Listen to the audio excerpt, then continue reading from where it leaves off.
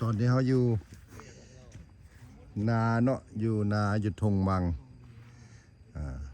นานี่เป็นนาของนายเอฟที่เพิ่นให้คนที่ว่าเฝ้าสวนเฝ้านาเนี่ยเห็ด ไอ้เลยอยากกำลังไอ้เลย นุ่นปัดวะเป็นหัวส่วนกันเด้อเนี่ยหัวไว้นุ่งเสื้อได้นี่ เอ้ยบ่เป็นหยังขอโทษ นี่เด้อนี่เด้อ โอ้ บอกเราเด้อบอก จิ อย่า เก็บ เด้อ โอ้ได้มาได้ใส่นี่ ยังหนึ่งอยู่ด้วยนี่ อ้าวผมไม่ได้ขาดใครวะ เมื่อกี้แต่ตอดลองเอาจิเก็บตอดมึงด้วย เอา ฮะ ปุ๋ยเด้ ฟุยเด้อีหลีได้ฟุยนี่บ่เห็นนี่เลยได้ขาดฟุยอีหลี เอาเขาบอกจะมาน้ำข่อยเด้น้ำกระนังน้ำพวกเจ้าอันนี้ มาแล้วเอา อันบ่แม่นอยู่ทางนอกอยู่บ่มึง บ่แล้วอยู่พุ่นแล้ว อยู่พุ่นวะ มาแล้วนั่งในหัน โอ้ นั่งในรถ ขาดผู้หนึงเอออันนี้แม่นต้นหมักน้ำนมเด้อนี่เด้อต้นหมักน้ำนม ไปใส่สลับเมื่อกี้แล้ว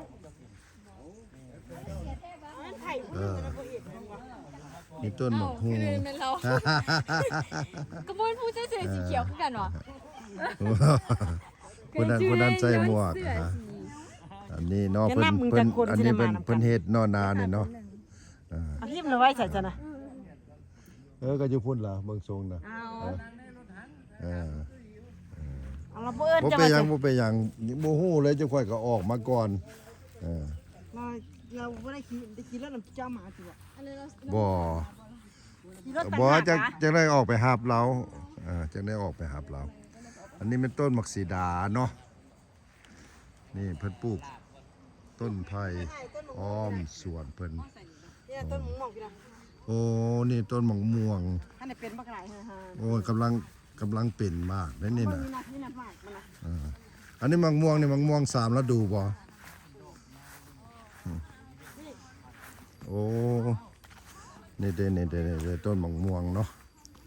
กำลังเป็นมากโอ้มะม่วงต้นมะม่วงอย่างอันนี้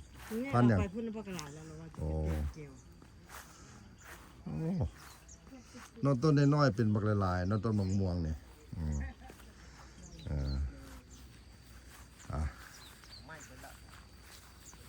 อันนี้เป็นต้นอย่างทางหน้านี่โอ้ต้นละมุดโอ้ได้กินมากแล้วบ่นี่ ได้กินแล้วแซ่บ โอ้ได้กินมันหน่วยใหญ่บ่หน่วยเท่าไข่เป็ดนี่บ่ ใหญ่แซ่บ โอ้ ยาว โอ้ต้นละมุดเด้อนี่น่ะ เรียบซื้อร้านหนึ่งนะ โอ้นี่โอ้ซื้อร้านหนึงว่ะต้น เรียบ ร้าน ซื้ ห อ นึง ร้าน วะ หนึ่งเหรอ นี่ ร้านหา นี่ได้เป็นแล้วจะเป็นมากน้อยๆเห็นบ่ ต้นหนูละมุดเนี่ย อีกประมาณ3เดือนนี่ก็ได้กินแล้วเนาะ นี่เจ้าเบิ่งนี่2 3 ด้วย เดือน นี่ เดือน โอ้นี่เด้นี่แม่นแล้วนี่อันนี้เด้อต้นหมักละมุดเด้อหน่วยบักใหญ่หน่วยนี่เห็นบ่สามหน่วยไข่เป็ดอันนี้เป็นต้นลำไยเป็นบ่นี่ บ่ต้นหมากอันน่ะผูมะพร้าง โอ้ต้นหมักภูหมักพางโอ้ใบมันเป็นแน่นี่เนาะอันยูแจนั่นเป็นต้นอย่างต้นต้องว่ะต้นอย่าง บ่อันนี้มันกุ๊กบักอะโวคาโดนี่ โอ้แอลวาคาโดวะนี่ อะโว โอ้ คาโดนี่ แอลวาคาโดนี่อยู่ฮาวายหลาย อะโวคาโดนี่นะ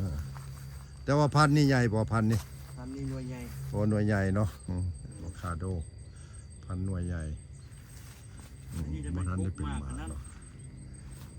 ตัวใดโกกมากกัน นี่อันนี้จะเป็นกุ๊กมากอันน่ะเขาห้องว่าหมักไฟ โอ้โกกหมักไฟวะนี่ ก็หมักไฟ โอ้หมักไฟแบบเมื่อกี้นี่เมียค่อยเอาให้ค่อยอะไรเนาะหมักไฟอะไรเนาะตัวนั้นเนาะ บ่แม่น บ่แม่นว่ะ บ่แม่น โอ้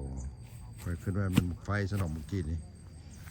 แล้วก็อันนี้หัวสีไข่เนาะคนปลูกหัวสีไข่รอบไว้เลย แล้วก็หมักนัดเนาะ นี่จะเบิ่งมากอันนี้หมักไฟนี่มันต้นนี่แหละนี่เดี๋ยวเพิ่นหมดล่ะ โอ้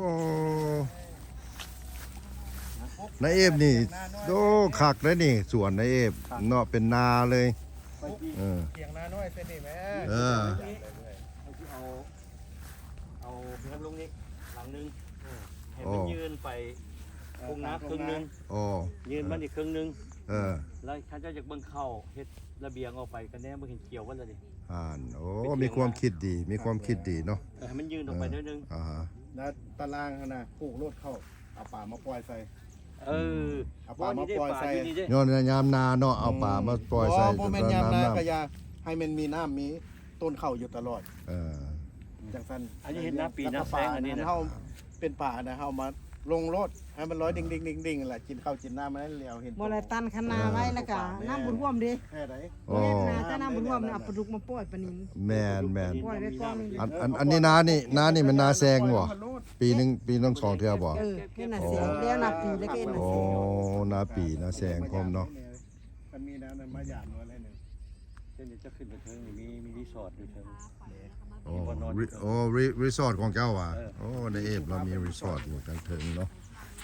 แล้วต้นพร้าวนี่พร้าวอย่างนี้ คนมานำ ปล่อยต้นมาเพราะว่า ต้นพร้าวนี่เป็นพร้าวอย่างนี้ป้า เอาเทียง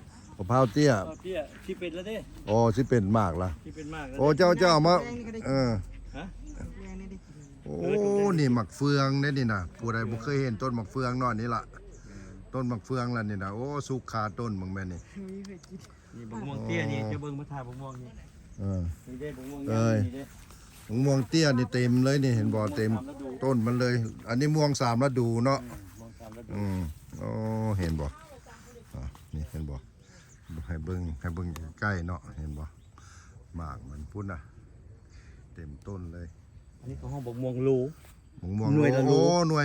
ใหญ่ ใหญ่หน่วยละโล โอ้หน่วยละโลมะม่วงโลเนาะนี่เนาะ ม่วงรูของห้อง คันสิเว้านี่นะอันต้นไม้อยู่นี่นะงามขนาดเนาะเพราะว่าดินน่ะมันเป็นดินนาเด้อดึงดูเขาโอ้เห็นบ่ป่ามื้อนี้ป่าแล่นอยู่ในนานี่เนาะ สมัยเจยังน้อยเนาะ บ่ว่าล่ะ ก็งมปูงมปลาน้ำทงไทยทงนา เจ้าก็เคยบ่ โอ้ โอ้ ค่อยแห้งกันสุดยอดเลย แม่นว่ะ เกิดอยู่น้ำห้องแซงแคมป์ห้องแซงได้เฮือน โอ้ บัดนี้ก็ตึกบอกตึกเวทแดแล้วก็ไปคุดที่ดักแตน้ำทงไฮทงนาแบบนี้นี่แหละ อ่า ตามเบ็ด อ่าน เบ็ดเพียก โอ้ฮู้จักเฮ็ดเบิดนั่นบ่นี่นะ โอ้จะยังน้อยเนาะย้อน เออ ย้อนสั้นแล้วค่อยกลับมาแล้วค่อยมาเฮ็ดอันนี้ก็ โอ้มักอยู่กับธรรม อยู่ ชา กั ติ บธรรมชาติแม่น อันนี้นายเอฟเนาะตะกี้กับไทยบ้านห้องแซงเขาเรียกว่าไทยบ้านสว่างก่อน เขามาเขามา ก่อนขัวข้ามห้องแซงคันละ ขึ้นถมมีหลายหลังนี่เนี่ย1หลัง2หลัง3หลัง4หลัง5หลัง เอกต้านี่มันจะดิน ก็ยังว่า อันนี้ดิน1ในเฮกตาร์ปลายเด้อเฮกตาร์ปลายได้ดินนี่เด้อข้าวตะกี้เพิ่นซื้อไว้ไม่ได้$200ซื่อๆ40 ปีผ่านมาละเนาะ40 ปีผ่านมาละเดี๋ยวนี้นี่บ่ได้แล้วเดี๋ยวนี้นะดินเพิ่นเนาะ บอก ฝรั่งแห้งมากเลย หมักสุดแล้วคันว่าเห็นธรรมชาติ อ๋อมดแดงโอ้ยคนก็ว่าจะเก็บอีกซะดอกมดแดงสักกะย่างผ่านเลยละย่างผ่านเจ้าไปยืนอยู่ไขว่มันก็ขึ้นขาละเขาก็ย่างผ่านไปนี่ละนี่มดแดงเนาะ บ้านนั้นพอเรามาปลูกกกมากกันนะมากกันนะ มักฮุง มันบ่เป็นนะฟัน มักฮุงมักนัดเนาะโอ้เรียบนี่เลยเรียบอันคันนาเลยเนาะ คณะโบทิม นี่ต้นหมกม่วงเพิ่นโอ้อันนี้เป็นคลอง อันนี้คลองเมืองนี่เนาะ อันนี้โบเป็นของเมืองคอยตั้งคุด โอ้ตั้งคุดว่ะ คุดเอาดินอยู่มาใส่นี้ โอ้เฮ็ดดินเฮ็ดเป็นคูขึ้นเลยเนาะ นี่เลยตัวนี้เสียบกิน โอ้อันตัวนี้เป็นตัวผู้แล้วนี่มองผู้มักอันนั้นผู้ นี่ก็ปกมองรูคือกันนี่นะ โอ้หันต้นหมกม่วงโลเนาะอันนั้นเนาะ มองรูอันนี้ก็ปกยำใหญ่ นี่ตัวนี้กับม่วงผู้ผู้ หมกฮงผู้อีกนี่เนาะต้นผู้เนาะ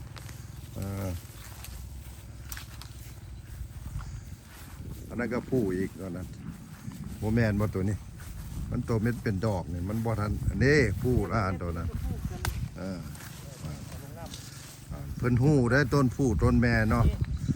ประสบการณ์เพิ่นมี เข้าไปกินซะมันเด้อ โอ้หมักนัดสุกคาเครือเลย ทุกท่าคือเอา สุกคาต้นเลยโอ้คัก แม่ประ เห็ กัน นบ่ พักอันนี้เราเอาเสียบขึ้นเนี่ยเข้าใจอันนี้เอาไปปลูกต่อ โอ้อันนี้มันเฮาปลูกต่อก็ได้วะนี่ ปลูกต่อเลย โอ้เอาขอบใจหลายได้หมักนัดเมื่อกินเนาะ เอาลงนี่ไปประกันเอาลงนี่ก็ได้ลงเต็มๆ ขอบใจเด้อนายเอฟเด้อพามาเที่ยวสวนลายยังเอาหมักนัดให้พร้อมนี่นะอันนี้มันต้นอย่างนี้นายเอฟ อันนี้มันบักเงาะ โอ้หมักเงาะวะนี่ แมน โอ้เป็นบ้ากแล้วบ่นี่ มาเป็นดอกปีนี้ของบนทันจับเถื่อน บ่ทันจับเทื่อปีหน้านี่เป็นแล้วเนาะ อันนี้กับบักเงาะคือกัน โอ้หมักเงาะอันคือกันเนอนตัวนี้เนาะ อันนี้มันกูบักหลอด โอ้มากรอดวะนี่ มันได้เป็นดอก โอ้ ดอกนั่น โอ้เด็ดหมักรอดเนาะโอ้มากินส้มนี่คักแล้วหมักรอดนี่ อันนี้ เจียวน้ำปลาใส่เนาะ กุ๊กมาก มะกอกวะนี่ มะกอกตามเจล โอ้มะกอกมันมีสองกอกได้ มีกอกน้ำ ดอกปีนี่ กอกปีวะนี่ดอกข้าง กอกนี่หน่วยน้อยตัวมันบ่หรือหน่วยใหญ่ ใหญ่ หน่วยใหญ่ อันนี้มังมีได้นี่บ่ต้นมี เอาไปกินละ ต้นมีเนาะ เน่าอ่ะ เออก็ดูลงน้ำพุ่น นี่เด้อัน บ่ น่ะ แซ่บจังนั้นนี่ อันน่ะกวนต้นกวนมังมีเนาะ น้ำพุ่น มันเน่าเพิ่นก็ละโยนลงน้ำอันนี้มักเขียบนี่เนาะ มีมะเขียบมีมะข้าว โอ้กวางได้นี่นะเอกตาหนึ่งเด้มาเขียบนะมาเขียบเป็นมากนี่ มีมะเขียบนั่นเนี่ย มันบ่ทันตามันบ่ทันได้แตกเถอะนะฮะโอ้เห็นบ่มาเขียบสดๆเลยล่ะนี่นะอยู่กับต้นเนาะ จะเบิ่งด้วยนะหอยนะ โอ้ไข่หอย ไข่หอย โอ้อันนี้มันหอยอย่างหอยเชอรี่วะหอยอันนั้นวะ กินข้าว หอยปังวะหอยอย่างนี้ หอยกินข้าวนั่นเลย โอ้หอยกินข้าวเขาต้องได้เอาออกได้เนาะเห็นบ่เพิ่นต้องได้เอาออกได้หอยมันกินข้าวนาเนี่ยนะของบอกมันกินต้นข้าวต้นหยังเนาะเพิ่นเศร้าให้เศร้านาเนาะเพิ่นต้องได้เอาออกได้สั่นล่ะมันกินอันข้าวนาเพิ่นเนาะไปต่อบัดนี้นี่เครือนี่ก็จะเป็นเครือหมักแตงนี่นะเครือหมักแตงเลยเนี่ยนี่ดิเป็นดอกละกำเป็นดอกละอันนี้เครือหมักแตงลายบ่นี่เนี่ยมึงนัดมาเกียบจะกูเอา มะเขียบมันบ่ทันได้แตกตามันบ่ทันแตกดิมันบ่ทันได้ใหญ่คักโอ้มักนัดอีกหน่วยหนึงฮะผ่าน พี่มันคือว่าอันนั้นนะข้าวน่ะ คุณน่ะโอ้คลองนี่ใหญ่เด้ตัวนี้น่ะเจ้าขุดจักแมตรนี่เลิกนี่จักแมตรนี่นะเอฟ 2 เม็ดครึ่ง โอ้2 เมตรครึ่งนี่นี่คลองโอ้ เพื่อเลี้ยงเอาน้ำมาเลี้ยงกบข้าวนี้ โอ้ เนี่ยบ่บัก โอ้ตัวนี้เหลืองคักเหลืองแน่ตัวนี้ เนาะ เอาน้องบ่ซีมเนาะ เอออ่าฮะ เงินก็หัวหันเงินก็เอา อ่าฮะคุณน่ะ ไปให้เจ้าเลย ดีแล้วเราไปค่อยจงมันค่อยกินเลย อ่าฮะก่อนนะมันอ่าฮะ เนี่ยเขาไปกินเองมา นี่จะลงโตเลยเอาให้สุกแล้ว ยังเป็นน่ารู้เพราะเขาไม่ติดขุดเลย จับได้ปะ ได้ โอเคไป อ่า ลงไปตรงนี้นี่ยังกินอีก เนี่ยชอบไปอีก ยางไปลายได้นี่นะก็ต้นพร้าวต้นนี้เนาะแบบมันตายเนาะ กุ้งนี่ยามันขึ้นมานี่บักกุ้งเตี้ยมันขึ้นมาประมาณเท่านี้เป็นมากแล้วพุทธากินจะมึงดูนี่ โอ้พันธุ์บางหุงเตี้ยเนาะ ท่านบักกุ้ง ให้ เตี้ย นี่ก็ให้นั่นบุญงามที่ได้ปุ๋ยมาใส่ โอ้นี่เพิ่นบ่งามเพิ่นว่าให้ เข้าเขานี่ปีนี้บ่ปานใด เออ เพราะว่าน้ำโบอำนวย โอ้แดดบางกี้นะครับว่าจิบ่ได้กินพุ่นนะ เนี่ยมันแดดโทษ แดดแท้แดดว่า เพิ่นว่าแดดพูดแดดเรือเนาะปีนี้ เพื่อนก็บุญงามคือกันเงินดิ เนาะนาเขาเจ้าก็คือกันนั่นล่ะเนาะ เพื่อนก็บุญงามคือกัน มาต่อเนาะอัน ปลู นี้ ก คือ ข้าว ต้น มัน ข้าว ปลูกได้3 ปีแล้ว โอ้เอามาตั้งแต่ต้นน้อยๆพุ่นน่ะเนี่ยต้นพร้าวนี่ น้อยมา แม่ โอ้ น้องฟังนั่นน่ะบ่ได้กินจักเทื่อนะ โอ้ น้องบ่ได้ว่ามันกินจักเทื่อนะ มันบ่ได้มันบ่อนเกิดมันต้องเกิดอยู่เด้ เกิดเอาบ่ได้ โอ้ นั่นจะเอา กินตัวไม่สบายอยู่ก่อน เออ นี่ อ่ะ